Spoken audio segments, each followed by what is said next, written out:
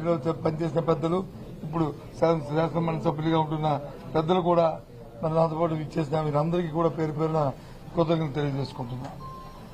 ముఖ్యంగా ఈ బాధ్యత నా మీద పెట్టిన ఇది శాసనమండలి సభ్యుడిగా ఉండాలని మరి నిర్ణయించిన పార్టీ అధ్యక్షులు జగన్మోహన్ రెడ్డి గారికి, మరి వారితో పాటు ఇక్కడున్న పెద్దలందరికీ కూడా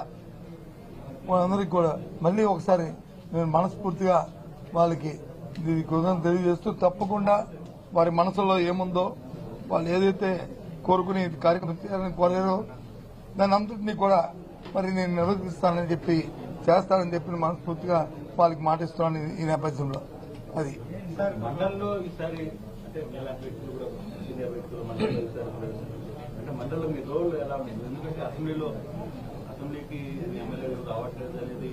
మండలిలో అసెంబ్లీకి రాలేదు, అసెంబ్లీకి వచ్చారా, మండలిలో వచ్చారా లేదా ఇది సమస్య కాదు.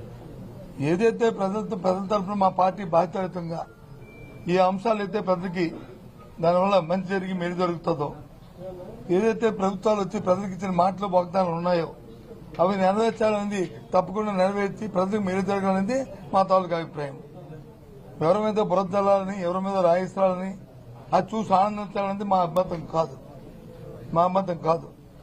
బాధ్యతాయుతంగా ప్రజల పక్షాన ప్రజల గొంతుగా నిలబడి ఇవాళ మండలిలో మా పార్టీ తాలూకా వాడిని, మా పార్టీ అభిప్రాయాన్ని, విధానాన్ని, అలాగే ప్రజల తరఫున పడుతున్న ఏమైనా ఇబ్బందులు వస్తే ఆ ఇబ్బందులకి ప్రజల దృష్టికి సభ ద్వారా ప్రభుత్వం దృష్టి తీసుకొచ్చి దాన్ని సఫలీకృతం చేయడానికి మా వంతు ప్రయత్నం చేస్తాం. ఏదండి గొంతుని వినిపిస్తారు? ఎన్నాళ్ళైంది శాసనసభ స్టార్ట్ అయ్యి? ఎన్నాళ్ళైంది? ఇంకా ఓ సభ అయింది. ఆ సభ అప్పుడే మీరు ఆ నిర్ణయానికి వస్తారుగా. ఇప్పుడు 3 నెలలు అయింది, 75 రోజు, ఇది 75వ రోజు అనుకుంటాను.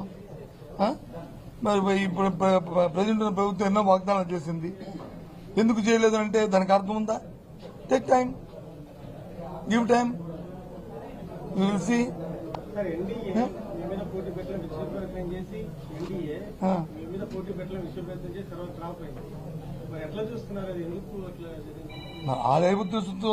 చేశారనేది నా అభిప్రాయం కాదు, కానీ జిల్లాలో ఉన్న ప్రజాప్రతినిధులు అన్ని పక్షాలు అందరూ కూడా ఏకగ్రీవంగా జిల్లా అభివృద్ధి కోసం చేయాలన్న ఆలోచన ఉన్నదని అనేది నేనైతే ఒక సదుద్దేశంతో తీసుకున్నాను.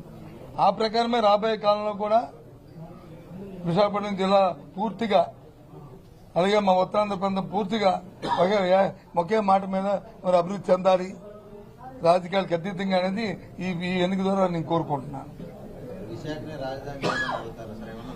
ఏదమ్మా మా పార్టీ విధానాన్ని మేము ఎందుకు వదులుకుంటాం?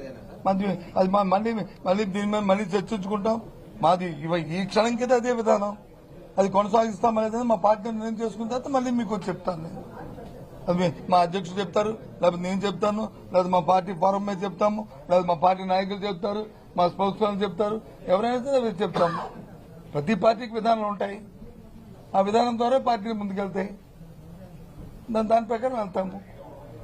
అంతేగాని ఇది లేదు, అది ఉంది, ఇది లేదు కాదు. ఒకసారి అప్ అండ్ డౌన్స్ వస్తాయి, రాత్రి వస్తుంది, పగలు వస్తుంది, అలాగే పగలు రాత్రి అవుద్ది, ఆ రకంగా ఉంటాయి.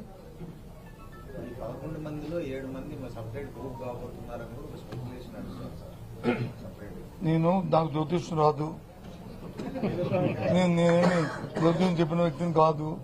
మీ మీడియాలోకి వచ్చి నేను స్పెక్యులేషన్ చేయలేను. నేను సామాన్యుని, వాస్తవాలకు దగ్గరగా ఉన్నవాడిని. కాబట్టి వాస్తవాలు ఏమంటే మాట్లాడుకుంటాం. లేదు ఎలాగొస్తామబ్బా, రాజకీయాలు వేరు, వాస్తవాలు వేరు. రాజకీయాల్లో మాట్లాడుకోవాలంటే ఇచ్చిన మాటను వచ్చి మన్నాడే అమలు జరపలేదని అనుకుంటాం. వాస్తవాలకు వస్తే పరిస్థితులు వచ్చి మన చక్కదిద్దుకొని చేయాలని అనుకుంటారు.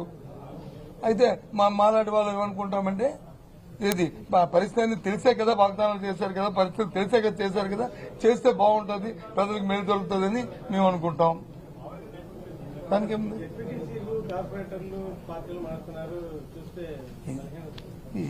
ఇది మన ఒక్క రాష్ట్రం జరుగుతుందా? భారతదేశ రాజకీయాల్లో ఎక్కడ మన ఒక్క రాష్ట్రంలో ఉంది ఇది. ఈ మారడాలు చేరడాలు ఇవన్నీ వస్తుంటాయి. కొత్త నీరు పోయి పాత నీరు వస్తుంది, పాత నీరు పోయి కొత్త నీరు వస్తుంది. మానవుడి తాలూకా విధానాలు ఉంటాయి, ఆలోచనలు ఉంటాయి, ఆశలు ఉంటాయి. ఆశలకు అనుగుణంగా ఆలోచనకు అనుగుణంగా వెళ్తుంటారు, చేస్తుంటారు. జరిగితే మన ప్రతిభ, జరగకపోతే అవతల ప్రతిపత్తి. నేను చూస్తాను అనలేదు, అవతల అంటారు కదా అన్న, నేను చూస్తాను అనలేదు. తప్పు నా మీద తొయ్యకు.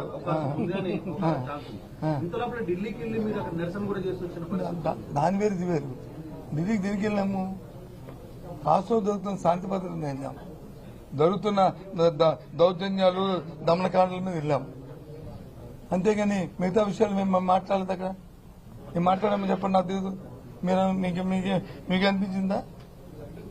మేము వెళ్ళింది, మా పెద్దలందరూ వెళ్ళింది, మా నాయకుడు వెళ్ళింది, అందరూ కలిసి వెళ్ళింది. జరుగుతున్న దౌర్జన్యాల మీద, జరుగుతున్న హత్యల మీద, జరుగుతున్న దానకాండల మీద, దాని మీద వెళ్ళాం. అది ఎప్పుడు కూడా ఇంతకుముందు రాజకీయాల్లో జరగలేదు ఈ రాష్ట్రంలో, ఎన్నికలైన తర్వాత జరగలేదు. కాబట్టి దాన్ని ఆపాలేదన్నాం, దానికోసం వెళ్ళాం.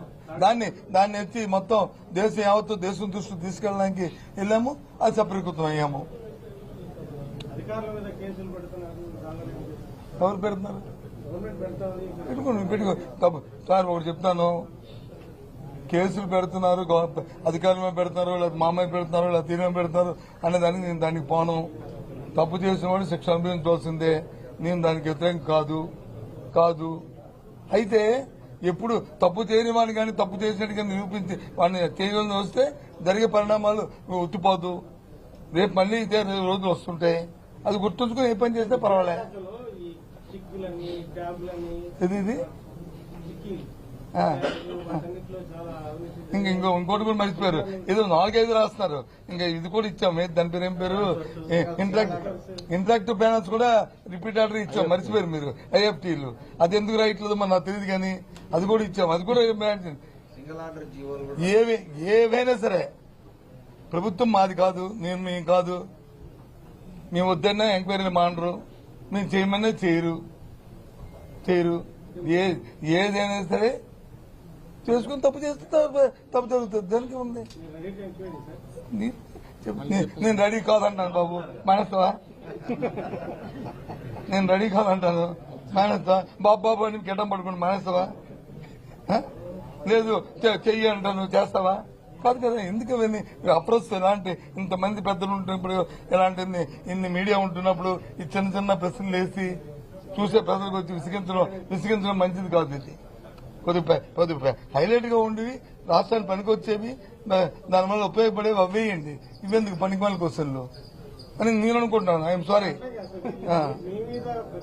నా మీద కానీ ఎవరి మీదైనా సరే నేను చెప్తున్నాను.